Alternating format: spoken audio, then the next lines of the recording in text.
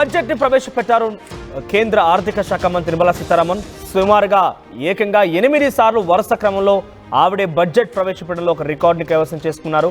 So మూడవసారి ప్రభుత్వం ఏర్పాటైన తర్వాత ఇది ఈ ప్రభుత్వంలో మూడవ ప్రభుత్వంలో ఫుల్ ప్లెడ్జ్ బడ్జెట్ గా కనబడుతుంది మనకి. ఈ బడ్జెట్ పైన చాలా పెద్ద మొత్తంలో సామాన్య మధ్యతరగతి జనానికి చాలా పెద్ద మొత్తంలో ఆశలు అయితే ఉండేవి. అయితే బడ్జెట్ చూసిన తర్వాత ప్రజలు ఏమనుకుంటున్నారనేది ఒకసారి మీరు కూడా కామెంట్ రూపంలో తెలియజేసే ప్రయత్నం చేయండి. అంతలోగా నేను చాలా వరకు డిస్కషన్ చేద్దాం. ఈ బడ్జెట్ సంబంధించి పద్దుల వ్యవహారాలు కానివ్వండి, రాష్ట్రాల వారీగా కేటాయింపుల అంశాలు కానివ్వండి, ట్యాక్స్ సంబంధించి కొంత రిలాక్సేషన్ కానివ్వండి, ఇవన్నీ మనం పరిగణలో తీసుకుందాం. ముఖ్యంగా తెలుగు రాష్ట్రాలకు సంబంధించి తీసుకుంటే తెలంగాణకి, ఆంధ్రప్రదేశ్కి రెండింటి కూడా కొంత ఈ కేటాయింపులో మొండి చేయ కనబడుతుంది మనకి. ఎందుకంటే అటు అమరావతి, పోలవరంకు పెద్దగా పరిగణలోకి తీసుకోలేదు కేంద్రం. తెలంగాణ ప్రాజెక్టులను కూడా కనీసం పరిగణలోకి తీసుకోలేదు. కేంద్ర బడ్జెట్ పైన ప్రస్తుతం కొంత ఈ విపక్ష పార్టీలు అటు కాంగ్రెస్, ముఖ్యంగా 2 రాష్ట్రాల్లో కూడా కాంగ్రెస్ ప్రతిపక్షంలో ఉంది కాబట్టి కొంత పెదవి విరుస్తోంది. అయితే ఈ విషయం పైన ఆ రాష్ట్రాల వారిగా రాజకీయ నాయకులు ఏమనుకుంటున్నారు ఏంటి అనేది ఒకసారి మనం తెలుసుకునే ప్రయత్నం చేద్దాం. మనతో పాటుగా ఈ డిస్కషన్లో జాయిన్ అవుతున్నారు తులసిరెడ్డి గారు, ఎక్స్ఎంపీ, ఏపీ కాంగ్రెస్ సీనియర్ నేత, అదేవిధంగా డాక్టర్ సుహాసిని గారు, బీజేపీ స్పోక్స్ పర్సన్. ఇద్దరికి నమస్తే అండి, గుడ్ ఆఫ్టర్నూన్. నమస్తే. సో ముందుగా తులసిరెడ్డి గారు మీతో స్టార్ట్ చేస్తాను నేను. సో బడ్జెట్ చూసే ఉంటారు, ఫర్ ది ఫస్ట్ టైం 50 లక్షల కోట్ల రూపాయలు బడ్జెట్ దాటిందనేది చాలా అట్టహాసంగా చెప్పుకుంటోంది బీజేపీ. సో ఈ బడ్జెట్ చూసిన తర్వాత వెరీ ఫస్ట్ మనం ఇన్ డీటెయిల్గా వెళ్దాం, కానీ అంతకంటే ముందు మీకేమనిపించింది ఇన్ డీటెయిల్గా ఈ బడ్జెట్ చూసిన తర్వాత? అంటే ఒకటి, ఇన్కమ్ ట్యాక్స్ రిలీఫ్ సంబంధించి మధ్యతరగతి వాళ్ళకు, ఉద్యోగస్తులకు డెఫినెట్గా వచ్చేసి వాళ్ళకు డెఫినెట్గా సంతోషం కలుగుతుంది. ఆ యాంగిల్లో వచ్చేసి వాళ్ళు హ్యాపీగా ఉంటారు. ఇది వాళ్ళు ఊహించిన దానికంటే 7 lakhs నుండి 12 lakhs అంటే 5 lakhs ఇంక్రీజ్ చేయడం అనేది డెఫినెట్గా వచ్చేసి ఆ కోణంలో కరెక్టే. దానివల్ల ఇన్కమ్ ట్యాక్స్ ద్వారా వచ్చేది 1 లక్ష కోట్ల రూపాయల వరకు గవర్నమెంట్ తగ్గచ్చు.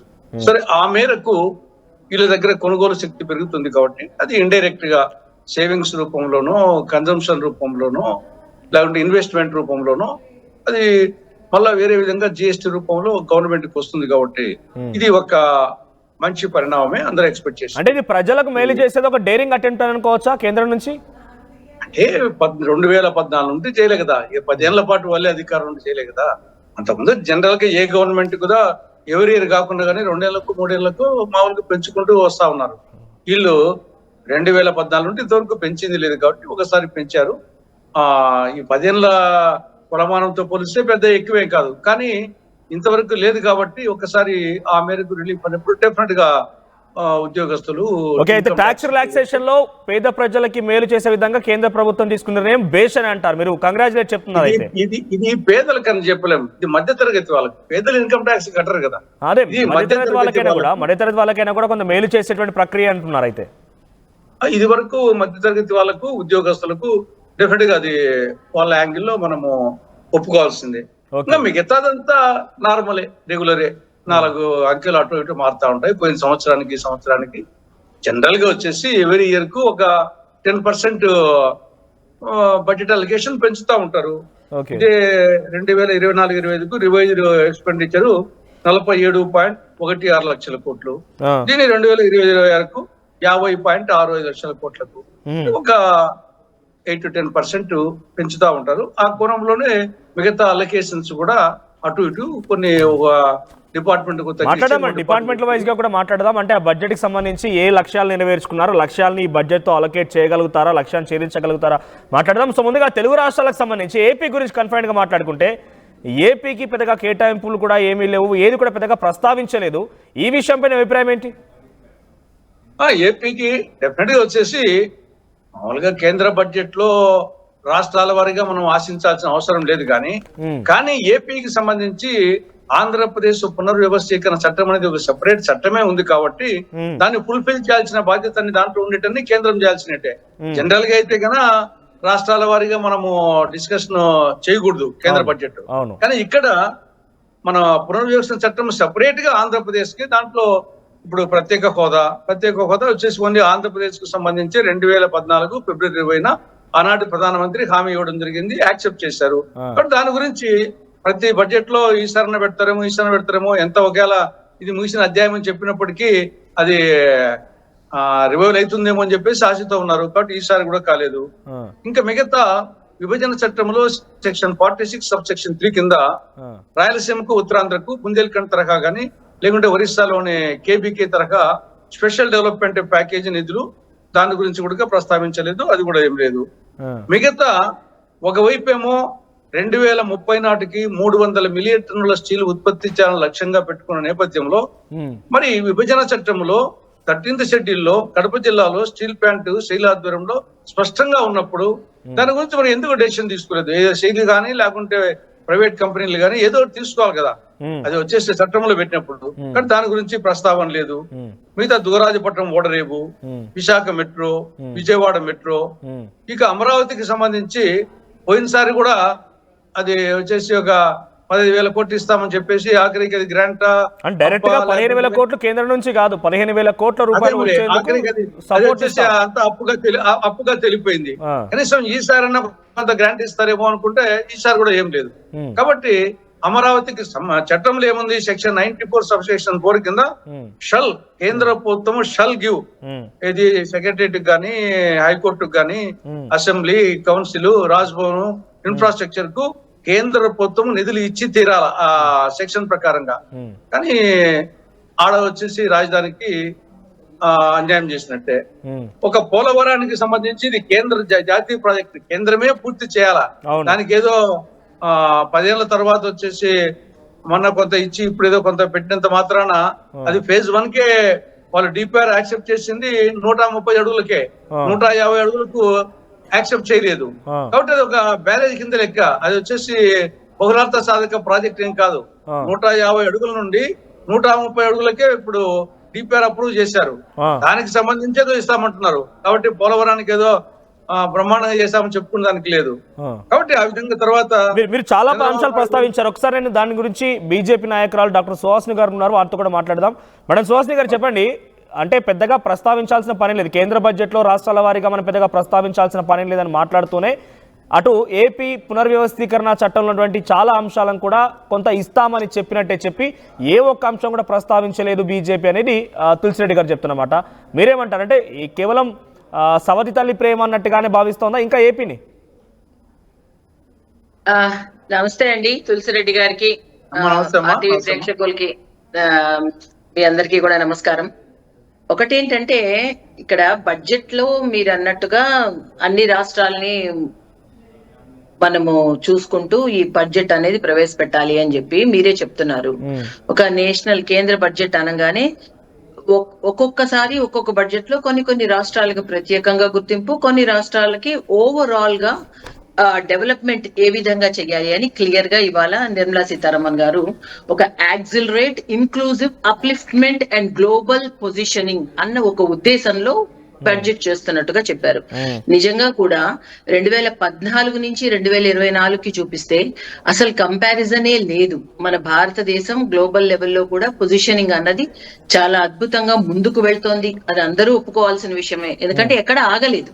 డెవలప్మెంట్ అన్నది ఇన్ఫ్రాస్ట్రక్చర్ కానీ, కనెక్టివిటీ కానీ, రోడ్స్ కానీ, రైల్వే కానీ, ఎయిర్పోర్ట్స్ కానీ, రైల్వేస్ కానీ అన్ని విధాలుగా అటు ఇన్ఫ్రాస్ట్రక్చర్ కి మూలధనం పెట్టుబడి నుంచి ఇటు రైతులు సంక్షేమము అన్ని విధాలుగా ఒక స్కీమ్స్, ఒక పక్కన పెద్ద ఉపద్రవాలని కూడా అడ్డుకుంటూ దాని నుంచి కూడా మనం మెలుకుని ఆత్మ నిర్భరతతో మనం నిలబడి ప్రయత్నం చేస్తున్న దానిలో ఎక్కడ కూడా గ్లోబలైజేషన్ లో, గ్లోబల్ పొజిషనింగ్ లో ఆర్థిక వ్యవస్థగా 5వ స్థానంకి రావడం, 5 నుంచి 3కి రావడానికి ఒక ప్రయత్నం ఆల్మోస్ట్ ఆల్ మనం చేరుకుంటున్న పరిస్థితి. ఇక్కడ మీరు చెప్తూ ఉన్నారు, ఈ రోజు నిజంగా మధ్య తరగతికి చాలా చేయూతనిచ్చే ఒక మహాద్భుతమైన ఒక బడ్జెట్ అని అందరూ విమర్శకులు కూడా ఈ రోజు ప్రశంసిస్తుండడం మనం అందరం చూస్తున్నాం. ఇంకా బడ్జెట్ అన్నది ఆంధ్రప్రదేశ్ కి మొండి చెయ్యి అని మీరు మాట్లాడడం చాలా విడ్డూరంగా, వింతగా కూడా ఉంది. ఎందుకంటే మనకి బడ్జెట్ వచ్చే టైం కన్నా పబ్లిక్ కూడా అనుకుంటున్నారు. ఎందుకంటే పునర్వ్యవస్థీకరణ చట్టంలో భాగంగా ఇప్పుడు కూటమి ప్రభుత్వం ఉంది, అందరు కలిసే ఉన్నారు. ఈసారైనా పునర్వ్యవస్థీకరణ చట్టం సంబంధించి ఆ 10 ఏళ్ళు కావస్తోంది కాబట్టి కొంత అమలు చేసే ప్రయత్నం అయితే ఉంటుందో, స్పెషల్ ప్యాకేజెస్ ఏమైనా ఉంటాయని ఎక్స్పెక్ట్ చేశారు. ఆ పబ్లిక్ కొంత నిరాశ, మేమనుకోవడం ఏం కాదు అది. అది పబ్లిక్ నిరాశ ఎలా అవుతుందండి? పబ్లిక్ లో నిరాశ ఎక్కడుందో ఒక్కసారి చూపించండి. ఒక్క విషయం ఎక్కడుందో. నేను ఎందుకు చెప్తున్నా చాలా అంశాలు చెప్పుకొచ్చారు. తులసిరెడ్డి గారు అడగండి. తులసిరెడ్డి గారు చాలా అంశాలు చెప్పుకొచ్చారు. నేను చెప్పేది, మీరు ఒక క్వశ్చన్ అడిగారు. Let me complete my answer. Okay. Budget కన్నా ముందు మరి ప్రీ బడ్జెట్ అయితే February 1st, మరి January 8th 2,08,000 కోట్లు ఏ రాష్ట్రానికి ఇక్కడికి వచ్చి మోదీ గారు అనౌన్స్ చేశారు? మరి 2,08,000 కోట్లు మరి February 1st ఇవాళ అనౌన్స్ చేయొచ్చు కదా. January 8th ఎందుకు అనౌన్స్ చేశారు? వైజాగ్ లో ప్రత్యేకమైన గ్రీన్ హైడ్రోజన్ హబ్ ఉంది మౌలిక సదుపాయాల కోసం. కృష్ణపట్నం ఇండస్ట్రియల్ ఏరియా కింద దానికి 10,500 కోట్లు.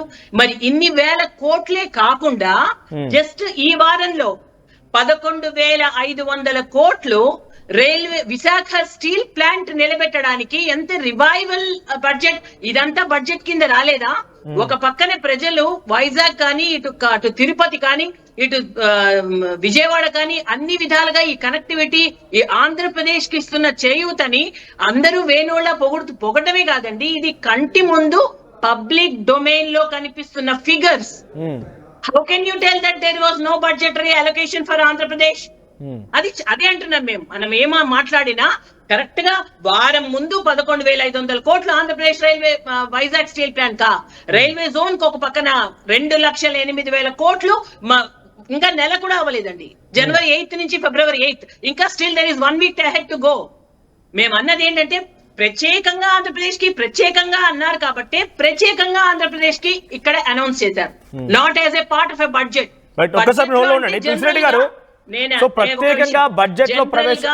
జనరల్ గా బడ్జెట్ లో అనౌన్స్మెంట్ అన్నది అందరితో పాటు ఇచ్చిందేమో అందరికీ ఇచ్చారు, అలాగే మాకు ఇచ్చారు, అందులో పెద్ద గొప్ప ఏముంది అని అంటారు. లేదు అంటే మొండి చేయి చూపించారు అంటారు. ఈ రెండిటికి అసలు ఎక్కడుంది క్లారిఫికేషన్? ఎక్కడుంది అసలు దీనిలో? సో ఏదైనా సరే ఇప్పుడు ఇంకొకటి, ఈ బుందేల్ఖండ్ ప్యాకేజా, ఆ ప్యాకేజా, ఈ ప్యాకేజెస్ అన్ని కూడా ఓవర్కమ్ అవుతూ ప్రతి పాయింట్ ని ఒక ఇండస్ట్రియల్ కారిడార్స్ లో 5 శాంక్షన్ అయితే దేశం మొత్తం మీద, ఇండస్ట్రియల్ నోడ్స్ 5 దేశం మొత్తంలో శాంక్షన్ అయితే అందులో ఒకటి ఆంధ్రప్రదేశ్ లో ఉంది. విజయనగరం గిరిజన విశ్వవిద్యాలయం నుంచి విశాఖపట్నం IIM, సమీర్, EIC నుంచి MMLP, అది కాకుండా Indian institute of petroleum and energy, కాకినాడలో IIP, కాకినాడలో 3,700 కోట్లతో గ్రీన్ ఫీల్డ్ మెట్రో కాంప్లెక్స్ మంజూరు చేశారు. కడియం మండలంలో ఒకటి, అంతర్వేదిలో డ్రెడ్జింగ్ కార్పొరేషన్, తాడేపల్లిగూడెంలో నేషనల్ ఇన్స్టిట్యూట్ ఆఫ్ టెక్నాలజీ, నిమ్మకూరులో BEL, సెంట్రల్ ఇన్స్టిట్యూట్ ఆఫ్ అంటే CI. ఒకసారి మీరు హోల్డ్ లో ఉండండి మేడం, మీరు కంటిన్యూ చేస్తారు కానీ ఇంకా చెప్తారు, ఇంకా చాలా చెప్తున్నారు. ఒక లిస్ట్ పట్టుకొచ్చారు. మొండి చెయ్యి అంటే ఒక పక్కన మేము శాంక్షన్ చేసిన వినలేని పరిస్థితిలో ఉన్నాం మనము. ఇంకా చాలా ఉంది లిస్టింగ్. అంటే అటు విజయనగరం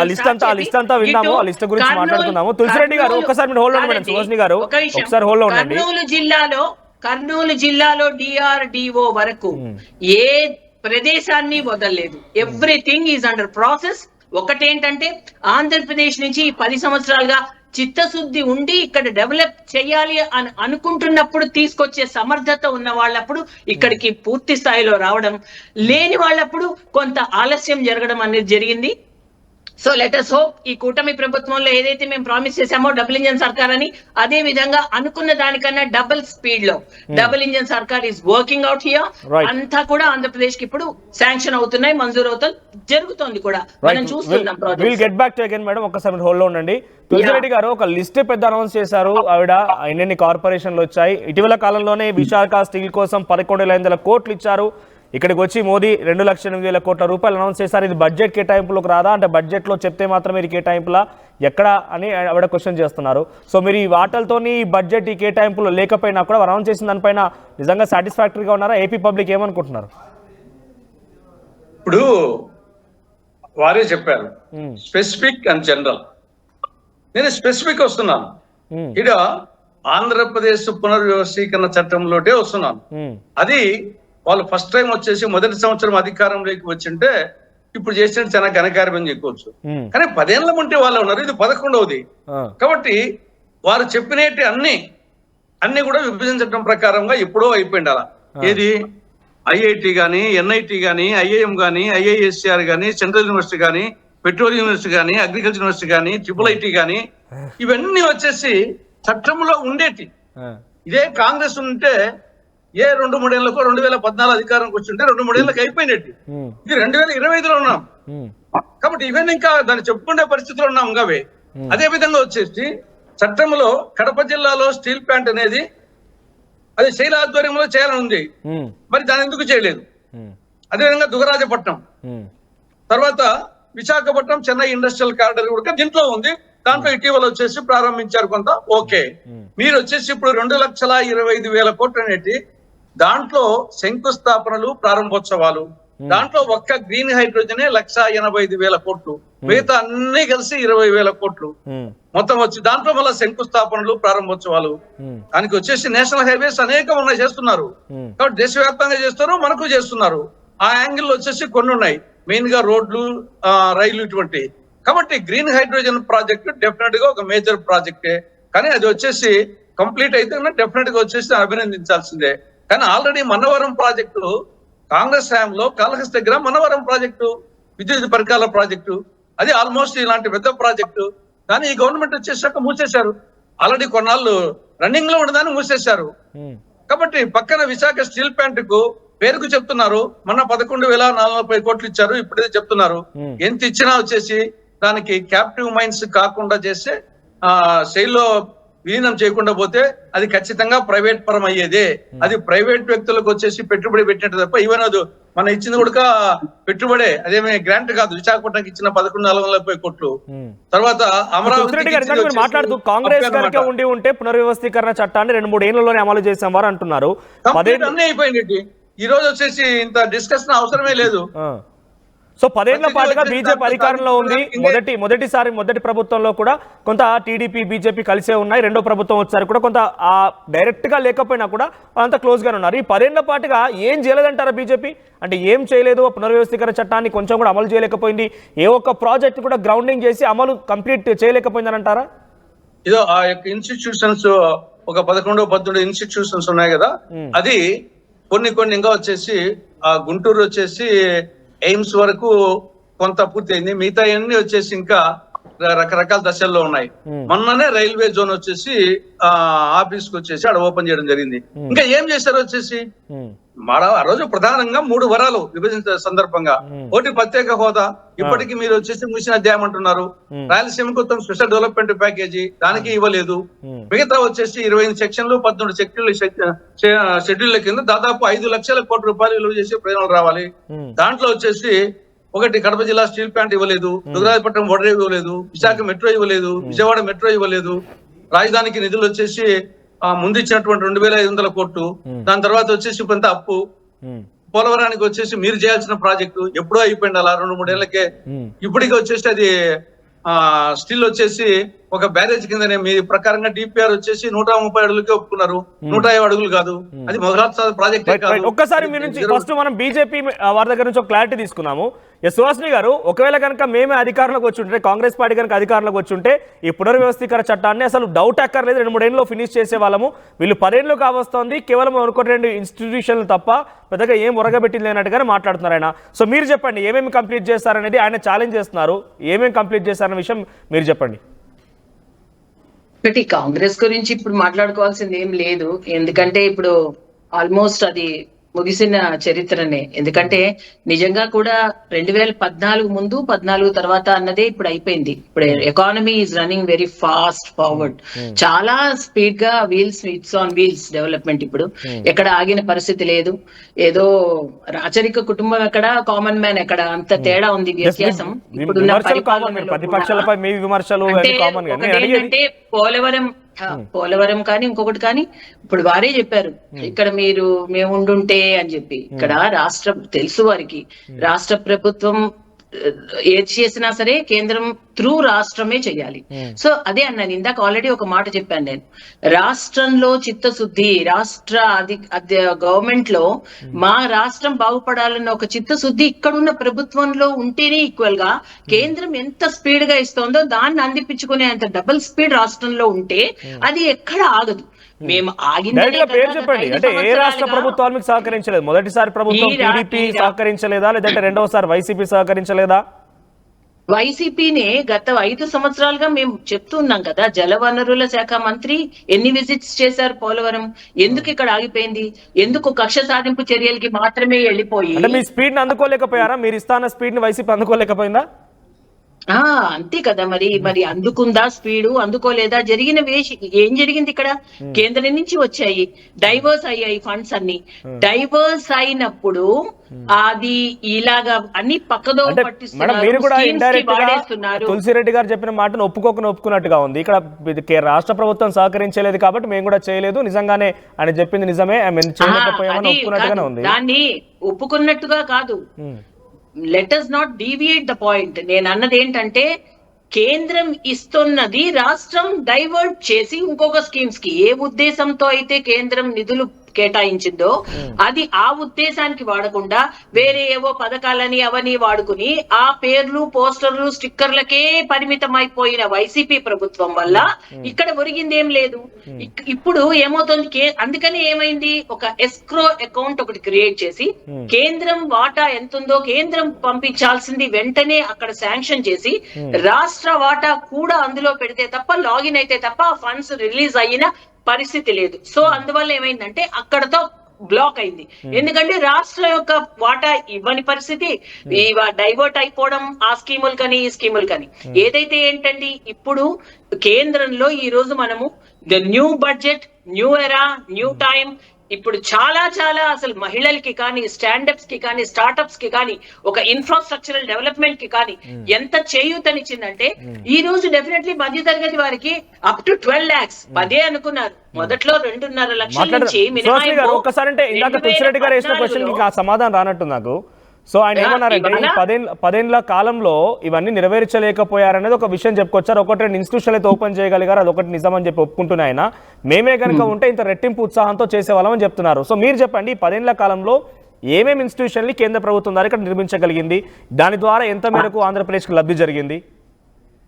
అవునండి, ఇప్పుడు నేను మీరే కదా మళ్ళీ లిస్టు చదువుతుంటే వద్దండి, నేను తర్వాత మాట్లాడదామండి మీరు కొత్తగా చెప్పే లిస్ట్ లో ఆయన అడుగుతున్న క్వశ్చన్ కి సంబంధం, అంటే ఈ 10 కాలంలో మీరు రాష్ట్ర ప్రభుత్వం సహకరించలేదు అంటున్నారు. నేను అర్థం కావట్లేదు, మీరు అడుగుతున్న దానిలో మీకు క్లారిటీ ఉందా? చెప్పండి ఆ లిస్ట్ చెప్పండి. పోనీ ఇందాక మీరు చదువుతుంటే ఒక విషయం చెప్తున్నా నేను, కొంచెం సంయమనంతో కేంద్రం ఇచ్చింది, మీరు పాజిటివ్ దృక్పథం లేకుండా అలా క్వశ్చన్స్ వేశారనుకోండి, కనిపించేది ఏది మీకు? ఇవాళ దేశం మొత్తం హర్షిస్తుంటే నేను అన్నది మీకు ఒక క్లారిటీ. ఇవాళ మనం దేని మీద డిస్కస్ చేస్తున్నామో, యూనియన్ బడ్జెట్ మీద.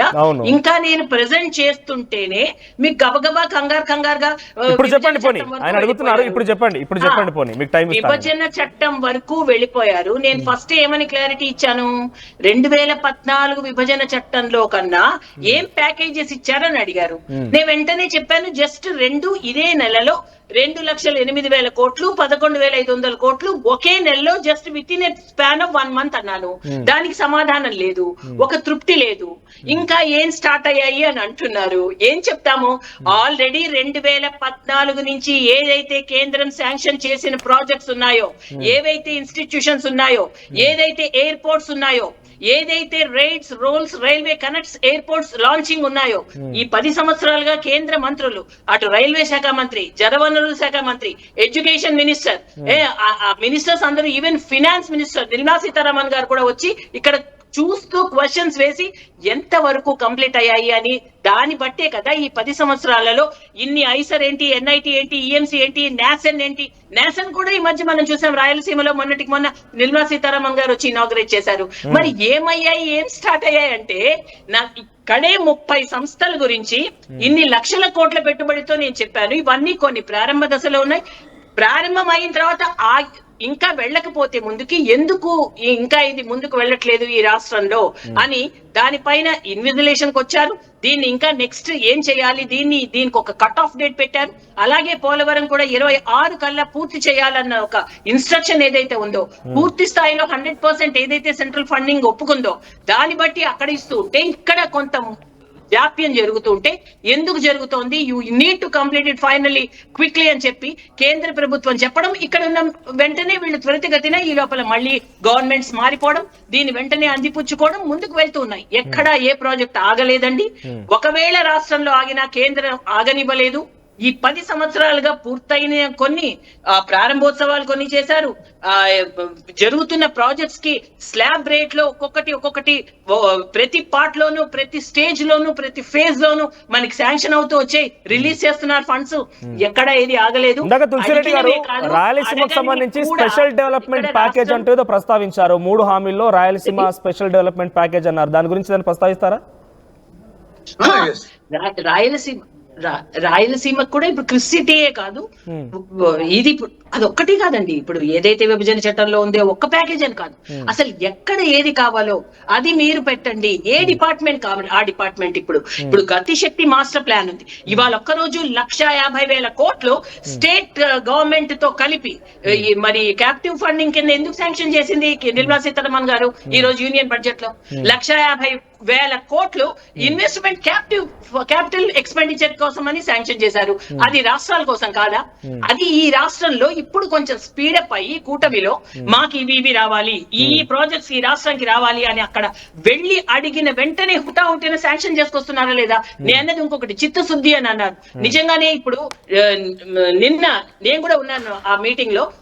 కుమారస్వామి గారు, హెచ్డి కుమారస్వామి గారు, అంతేకాకుండా సహాయ మంత్రి ఇక్కడ భూపతిరాజ్ శ్రీనివాస్ వర్మ గారు స్టీల్ మినిస్టర్స్ అయ్యుండి వెంటనే అసలు ఎప్పుడైతే ఈ పదవి తీసుకున్నారో వెంటనే స్టీల్ ప్లాంట్ ని వాళ్ళు సందర్శించారు. ఏదైతే క్యాప్టివ్ మైన్స్ సెయిల్ మర్జర్స్ ఇదంతా process by process, stage by stage. అసలంటూ దాని వెంటనే 11,500 కోట్లు ఎవరైనా ఊహించారా? గతంలో కూడా వాజ్పేయి గారి ప్రభుత్వం అప్పుడు ఇలాగైనా ఆదుకుంది. అప్పుడు 1,500 కోట్లు ఇచ్చి దానికి ఊపిరి పోశారు. మళ్ళీ అది ఇలా అవుతూ ఉంటే మళ్ళీ దాన్ని బతికించిన ఇది ఒక భారతీయ జనతా పార్టీకి, ఇప్పుడు కేంద్రంలో ఉన్న మోదీ గారి ప్రభుత్వానికి. సో ఇక్కడ మేము చెప్పేది ఏంటంటే ఎక్కడా డెవలప్మెంట్ అన్నది ఆగలేదు. ఏది కావాలన్నా రాష్ట్రానికి ప్రత్యేక శ్రద్ధ కేంద్రం చూస్తోంది.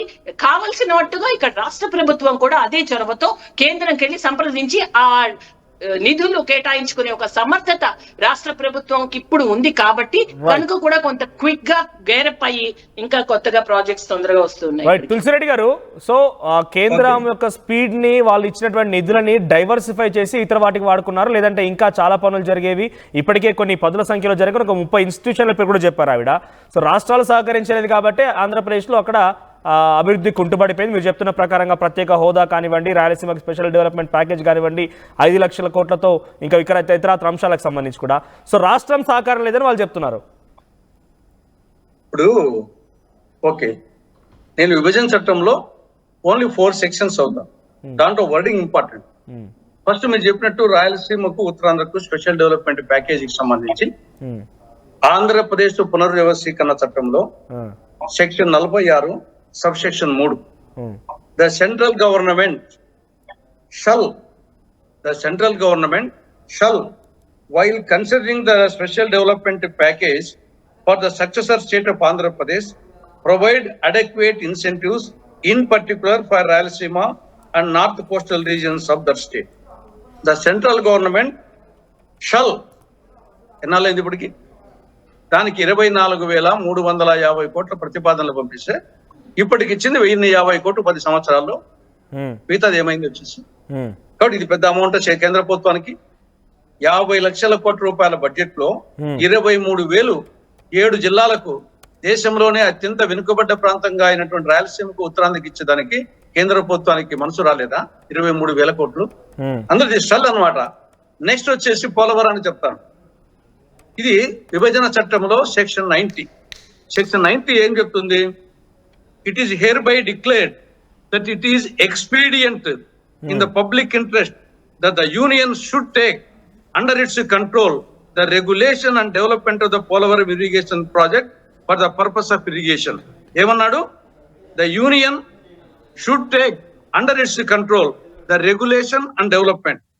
దాంట్లోనే section 4 subsection 4, the central government shall execute the project and obtain all requisite clearances including environmental, forest and rehabilitation and resettlement norms.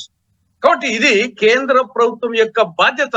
Shall expedient, దీని వాళ్ళ త్వరగా పూర్తి చేయాల్సినటువంటి బాధ్యత ఉంది కేంద్ర ప్రభుత్వం మీద అని చెప్పేసి దీంట్లో రాష్ట్ర ప్రభుత్వానికి సంబంధమే లేదు.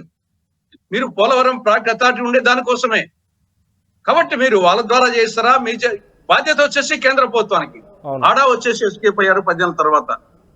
నెక్స్ట్ వచ్చేసి రాజధానికి సెక్షన్ 94 సబ్సెక్షన్ 4 ఏమంటారు, subsection 3, the central government shall provide special financial support for the creation of essential facilities in the new capital of the successor state of Andhra Pradesh, including Raj Bhavan, High Court, Government Secretariat, Legislative Assembly, Legislative Council and such other essential infrastructure.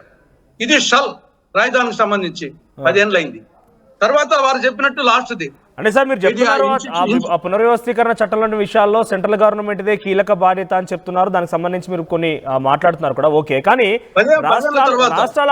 రాష్ట్రాలు ఆ యొక్క funds ని diversify చేస్తున్నాయి, మా speed ని అందుకోలేకపోయాయి కాబట్టి ఈ రకంగా ఉందని చెప్తున్నారు. చాలా క్లియర్ గా ఇందాక సుహాస్ గారు కూడా వైసీపీ ప్రభుత్వం చెప్పారు. యాక్షన్ తీసుకోండి, మీరు వచ్చేసి యాక్షన్ తీసుకోండి. పోలవరంలో ఇదే వచ్చేసి జగన్ పీరియడ్ ఉన్నప్పుడు చంద్రబాబు నాయుడు వచ్చేసి ఏటీఎం గా వాడుకుని చెప్పావు, మళ్ళీ ఇప్పుడు వచ్చేసి వాళ్ళతోనే పొత్తు పెట్టుకున్నారు. ఏ యాక్షన్ తీసుకుంటుంటే ఎవరు వద్దన్నారా? ఈ మధ్యలో కేంద్ర మంత్రులు కూడా వచ్చి పరిశీలిస్తున్నారు, వాళ్ళు కూడా ఎప్పటికప్పుడు పురోగతి జరిగిందా ఏం జరుగుతుందని విశ్లేషిస్తున్నారు కూడా చెప్తున్నారు. మీ బాధ్యత పోలవరం సంబంధించి, మిగతా వచ్చేసి ముందు మీరు దాంట్లో రాష్ట్ర ప్రభుత్వం చేయాల్సినటువంటి అడగచ్చు. దీంట్లో ఇవన్నీ మీరు చేయాల్సిన పనులు ముందు మీరు ఇచ్చింటే కదా వచ్చేసి స్పెషల్ డెవలప్మెంట్ ప్యాకేజ్ మీరు ఇవ్వకనే ఉంటాయి, ఇంకా డైవర్షన్ ఏముంది వచ్చేసి. కాబట్టి ఇది కొన్ని చేసింది వాస్తవమే, ఈ లోపల కొన్ని వచ్చి జనరల్ గా చేసే దాంట్లో కొన్ని చేశాను నేను ఒప్పుకుంటున్నాను, నేషనల్ హైవేస్, కొన్ని రైల్వేస్. కానీ చట్ట ప్రకారంగా రావాల్సిన దాంట్లో మాత్రం డెఫినెట్ గా వచ్చేసి ఇది ఏదో సంవత్సరం 2 ఏళ్ళు అంటే ఎక్స్క్యూజ్ ఉంది, కానీ 10 ఏళ్ల తర్వాత కూడా ఇంకా ఇవి వచ్చేసి దీని గురించి ప్రశ్నించాల్సిన పరిస్థితి అంటే చాలా దురదృష్టకరం. అది మిగతా కొన్ని నేను చేయలేదని చెప్పలేదు, కొన్ని చేశారు. కానీ ఇవి they have to do, they should do, అవి చేయలేదు. తర్వాత ఇది ఒకటి. మిగతా మనము గ్లోబల్ ఇంట్రెస్ట్ లో కూడా మనం చూస్తే మనం సరే డెఫినెట్ గా ప్రపంచంలో 5వ ఆర్థిక వ్యవస్థ అయినాము, 3కు ప్రయత్నం చేస్తున్నాము, బానే ఉన్నాయి. మన దేశ జనాభా కూడా ప్రపంచంలో నంబర్ 1, కాబట్టి న్యాచురల్ గా వచ్చేసి అందరిది కుడితే ఎక్కువగానే ఉంటుంది, కానీ కొంత ఇంప్రూవ్ అయింది. కానీ ఈవెన్ నౌ ప్రపంచంలో ఆకలి సూచికలో మన ఇటీవల 2024 ఆకలి సూచికలో 127 దేశాల ఆర్థిక ఆకలి సూచికలో మన 105వ స్థానంలో ఉన్నాం. 127లో 105వ స్థానంలో ఉన్నాం ప్రపంచంలో రీసెంట్ గా 2024లో. తర్వాత ప్రపంచ సంతోష సూచికలో పాకిస్తాన్ 66వ స్థానం, నేపాల్ 92వ స్థానం, బంగ్లాదేశ్ 107వ స్థానం, శ్రీలంక 130వ స్థానం, భారత్ 144వ స్థానం ప్రపంచ సంతోష సూచికలో. తర్వాత సుస్థిరాభివృద్ధి సూచికలో భారత్ 117వ ర్యాంకు, మనకంటే నేపాల్, శ్రీలంక, బంగ్లాదేశ్ మనకంటే మెరుగైన స్థానాల్లో ఉన్నాయి. కాబట్టి డెవలప్మెంట్ వచ్చేసే మనం గతంతో పోలిస్తే డెవలప్ అయింది వాస్తవమే, కానీ ఈవెన్ నౌ. ఓకే సార్, మీరు గతంలో రాజ్యసభ సభ్యుడిగా పనిచేశారు, చాలా ఎక్స్పర్టైజ్ నాలెడ్జ్ ఉంది, మీరు చాలా సూచికలు చెప్తూ ర్యాంకులు చెప్తున్నారు. సో మాట్లాడదాం వాటి గురించి కూడా. సో అలొకేషన్స్ ఎట్లా ఉన్నాయి సార్? అగ్రికల్చర్ అలొకేషన్స్ కానివ్వండి, అన్ఎంప్లాయ్మెంట్ విషయంలో కానీ అలొకేషన్స్ ఎట్లా అనిపించాయి? అగ్రికల్చర్ చూస్తుంటే సుమారుగా అగ్రికల్చర్ విషయానికి వస్తే 171,000 కోట్లు అగ్రికల్చర్కి ఓవరాల్గా. సో అలొకేషన్స్ ఎట్లా అనిపిస్తున్నాయి డివిజన్ డిపార్ట్మెంట్ల వైజ్గా అలొకేషన్స్లో? ఇప్పుడు మంది వ్యవసాయ ప్రధానమైనటువంటి దేశం, అవును, మొత్తము 50.65 లక్షల కోట్ల రూపాయలు మొత్తం బడ్జెట్ వచ్చేసి ఎక్స్పెండిచర్, టోటల్ ఎక్స్పెండిచర్ 50.65 లక్షల కోట్ల రూపాయలు. అవును, దీంట్లో వ్యవసాయము అనుబంధ రంగాలకు సంబంధించి 171,435 కోట్ల రూపాయలు. ఎగ్జాక్ట్లీ. అది మనము ఆ 50.65 చూసుకోకుండా మామూలుగా 170 ఉంటే చాలా పెద్ద అమౌంట్ కనపడుతుంది. కానీ ఇది ఎంత, దాంట్లో ఎంత పర్సెంటేజ్? 50 లక్షల కోట్లు తీసుకున్నాం, 51 అనుకున్నాం, ఇంకా 171. కాబట్టి అది 3% 4% అవుతుంది. కానీ దాదాపు 60 నుండి 70% జనాభా ఉండే రైతులు ఉండే దేశంలో వ్యవసాయ రంగానికి డెఫినెట్ గా తక్కువ. నేను వచ్చేసి దానికి కారణాలు కూడా చెప్తున్నాను. డిఫెన్స్ కు మనం ఎక్కువ ఖర్చు పెట్టాల్సి వస్తుంది. మనకు ఉన్నటువంటి ఇబ్బందుల వల్ల మనకు డిఫెన్స్ కేమో 4,91,000, అది తప్పదు. కాబట్టి మనకు కొన్ని అనివార్య కారణాలు, కొన్ని దేశాలకు డిఫెన్స్ కు పెట్టాల్సిన అవసరమే లేదు, అందువల్ల వాళ్ళు వచ్చేసి మిగతా అందుకు పెడతారు. మనకు డిఫెన్స్ కు మనకు ఆ పక్కన చైనా, ఈ పక్క పాకిస్తాన్, ఈ పక్క రకరకాలు ఉండడంతో డిఫెన్స్ కు వచ్చేసి మనం 4,91,000 డిఫెన్స్ కు పెట్టాల్సి వచ్చింది. వ్యవసాయానికి ఏమో 1,71,430 కోట్లు. 60-70% ఉండే వ్యవసాయ రంగానికి ఏమో మనం వచ్చేసి విధులైన పరిస్థితి. అదేవిధంగా వడ్డీ చెల్లింపులకు 12.76 లక్షల కోట్లు పెడుతున్నాం. వడ్డీ చెల్లింపులకే అప్పులు తీసుకొచ్చిన దాని మీద వడ్డీలకు వచ్చేసి 2020-26లో 12.76 lakh crores ఓన్లీ వడ్డీ చెల్లింపులకే. కాబట్టి మనము ఫిగర్స్ చూసుకుంటే మనం పెద్ద దేశం కాబట్టి పెద్దగానే కనపడుతుంది, కానీ ఆ పక్క జనాభా తీసుకుంటే మనము యాంగిల్ చూసుకున్నప్పుడు పర్ పర్సన్ ఎంత పడుతుంది, పర్ క్యాపిటల్ చూసినప్పుడు చాలా స్వల్ప అమౌంట్ అవుతుంది. కాబట్టి వ్యవసాయ రంగానికి మనము పెట్టాల్సింది ఉంది, కానీ ఇది లేని పరిస్థితుల్లో అంతకంటే ఎక్కువ పెట్టే పరిస్థితులు లేదు. కాబట్టి అనేకం ఉన్నాయి. మనం వచ్చేసి మెరిట్స్ ఉన్నాయి, డిమెరిట్స్ ఉన్నాయి. మనం అంతా ఆల్ ఈజ్ వెల్ అనేది అనుకునేది, మరి all that glitters is not good. అదే సేమ్ టైం వచ్చేసి పెసిమిస్టిక్ గా ఆలోచించాల్సిన అవసరం లేదు. కొన్ని పాజిటివ్ పాయింట్స్ ఉన్నాయి, కొన్ని నెగిటివ్ పాయింట్స్ ఉన్నాయి. దాన్ని బేస్ చేసుకొని ముందుకు పోవాల్సిన అవసరం ఉంది.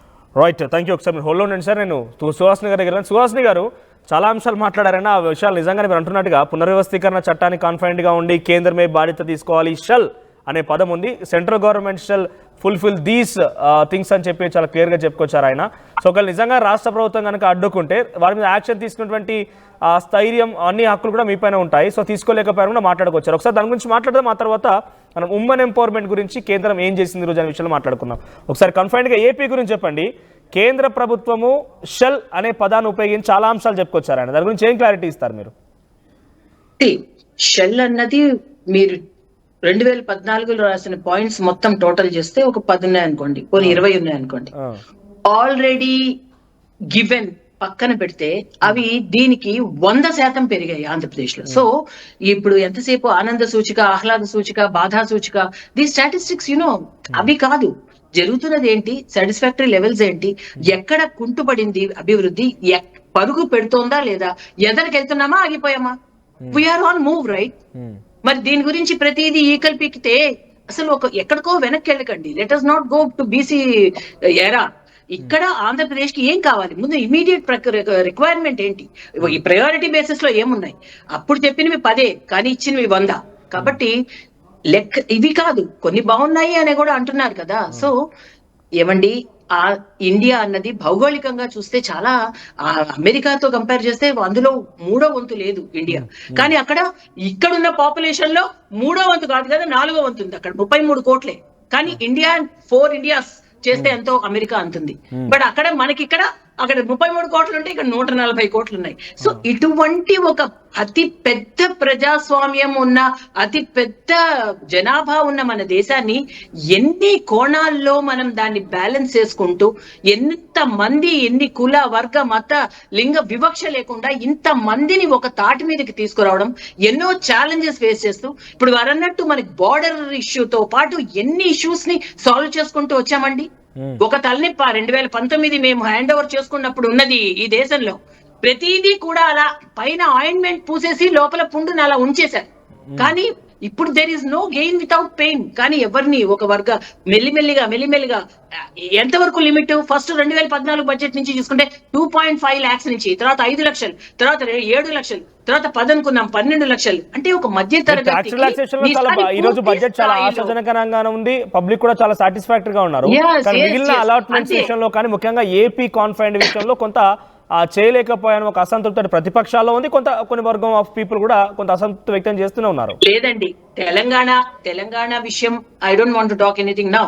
ఇక్కడ మనకి ఈ నెల ఆంధ్రప్రదేశ్ లో బడ్జెట్ కన్నా మించి స్పెషల్ బడ్జెట్ మనకి ఆంధ్రప్రదేశ్ కి అనౌన్స్ చేశారు. సో ఎప్పుడు ఆంధ్రప్రదేశ్ కి ఒండి చేయి చూపించిన లేనే లేదు. స్పెషల్ బడ్జెటరీ అలొకేషన్ జరిగింది ఆంధ్రప్రదేశ్ కి. సో అది మనం గమనించాలి. ఏది జరుగుతోంది, ఎక్కడైనా ఆగింది అనుకో డెఫినెట్లీ ప్రశ్నించాల్సి.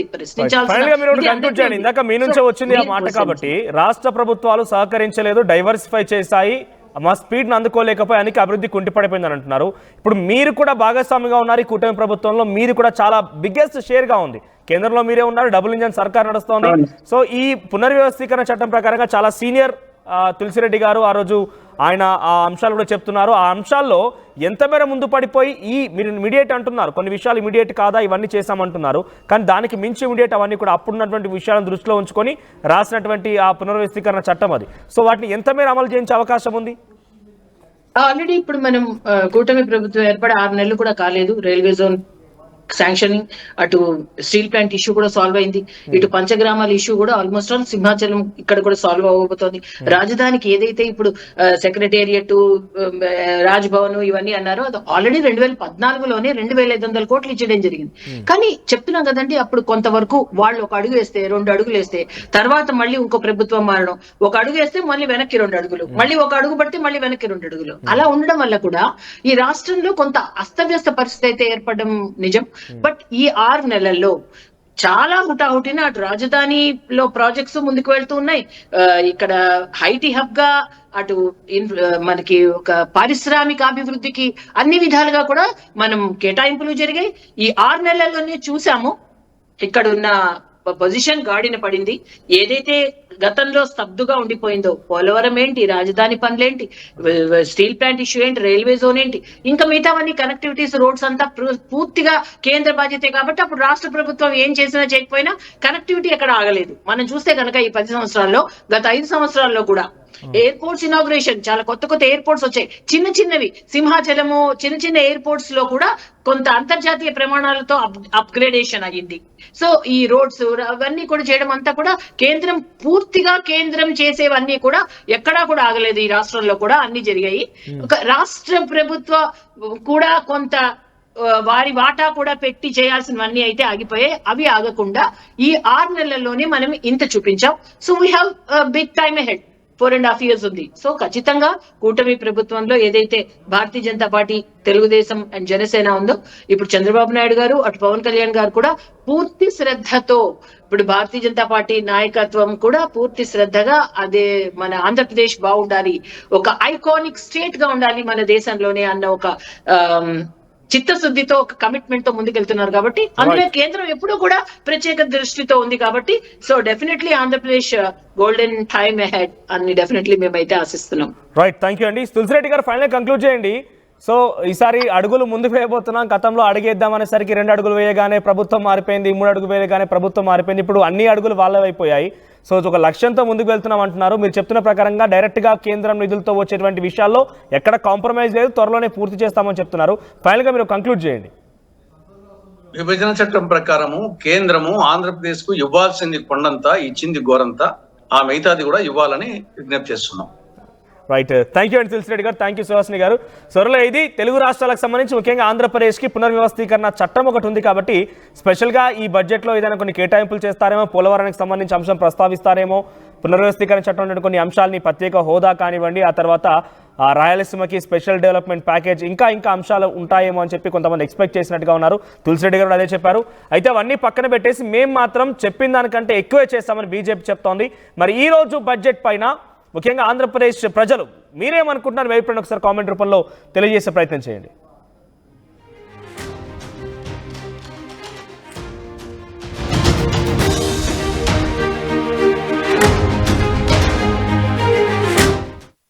ఆర్టీవీ యాప్ వార్తల్ని క్షణాల్లో చదివే అవకాశం ఉంటుంది. ఒక న్యూస్ పేపర్, ఒక టెలివిజన్ ఛానల్ మీ చేతుల్లో ఎప్పుడూ ఉంటాయి.